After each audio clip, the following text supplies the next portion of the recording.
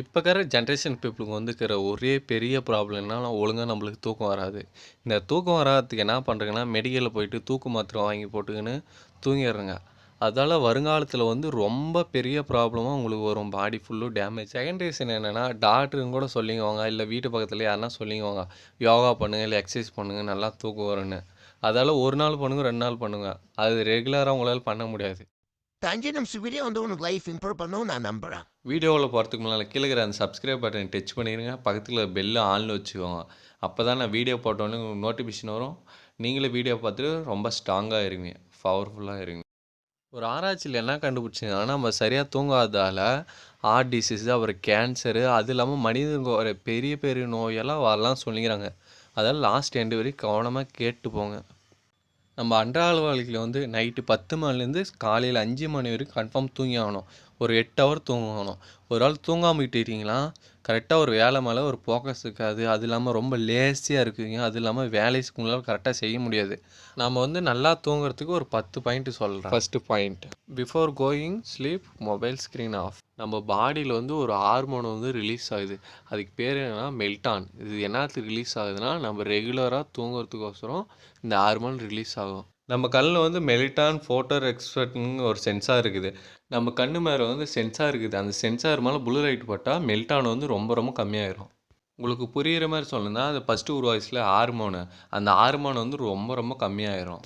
இந்த blue light எங்கேருந்து வருதுன்னா, லேப்டாப்பு, டிவி, ஃபோன்லேருந்து தான் அந்த ப்ளூ லைட் நம்ம கண்ணுக்கு வருது.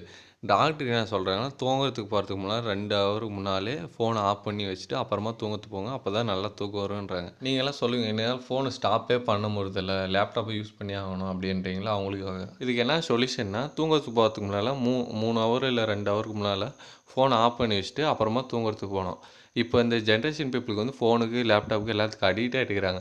அவங்களாம் என்ன பண்ணலான்னா, ஃபோனில் இல்லை லேப்டாப்பில் நம்ம லேப்டாப்பில் ப்ளூ லைட் ஃபில்டர்னு இருக்கும். இது ஆன் பண்ணிங்கன்னா நம்ம ப்ளூ லைட் வராமல் ஆரஞ்சு கலரில் லைட் வரும். மொபைலில் என்ன செட்டிங்ஸ்னால் ரீமோடு ஐஸ்ன்னு இருக்கும். இது ஆன் பண்ணி வச்சுருங்கன்னா கொஞ்சம் ப்ளூ லைட் வராமல் ஆரஞ்சு கலர் லைட் வரும். அதனால் நம்ம கண் பாதிப்பாகாது, நம்மளுக்கு சீக்கிரமாகவும் தூக்கம் வரதுக்கு ஆரம்பிக்கும். செகண்ட் பாயிண்ட் என்னென்னா, கெட் டு பிளாக் அவுட்டு.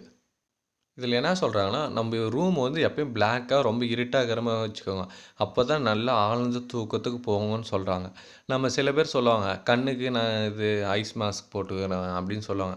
அதெல்லாம் பண்ணுறதால கண்ணுக்கு தேவையான அந்த பவர் எல்லாம் கம்மியாகுது. எப்படி உங்களுக்கு புரிகிற மாதிரி சொல்லணும்னா, இப்போ ஐஸ் மாஸ்க் போட்டுக்கணும்னா என்ன ப்ராப்ளம்னா, கண்ணுக்கு ஒரு எப்படி சென்சார் இருந்துச்சு, அதே மாதிரி கண்ணுக்கு மேலே ஒரு சென்சார் இருக்கும். இந்த சென்சாருக்கு மேலே எதனா துணி பட்டால், இல்லை எதனா ஒரு இது பட்டால் ரொம்ப அரிச்சலாக இல்லை எதனா ஒரு இன்ஃபெக்ஷன் மாதிரி ஆயிரும்.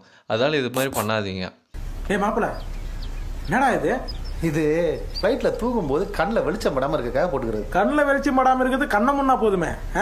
ரெண்டாவது பாயிண்ட் என்னென்னா, இப்போ மூளைக்கு போகிற அந்த ரத்த செல்கள் ரொம்ப கம்மியாக போகும். ஒரு 80% தான் போகும், இன்னும் 20% வேறு. மூணாவது பாயிண்ட் என்னென்னா, மைண்டு ரொம்ப ஆக்டிவாக இருக்காது, ரொம்ப லேசியாக இருக்கும். நாலாவது பாயிண்ட் என்னென்னா, கண் ஃப்யூச்சரில் டேமேஜ் ஆகிறதுக்கு கூட வாய்ப்பு இருக்குது.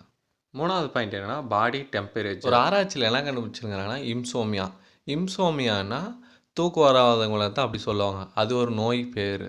அந்த ஆராய்ச்சியில் என்ன பண்ணாங்கன்னா, தூக்கம் வராத எல்லோரும் ஒட்டுக்க சேர்த்து அவங்களுக்கு என்ன ப்ராப்ளம் இருக்குதுன்னா, மன அழுத்தம் அதிகமாகிறதால இவங்களுக்கு என்ன பண்ணலான்னா ஒரு ஜாக்கெட் கொடுத்தாங்க. அது டெம்பரேச்சரை கம்மியாக பண்ணுறது.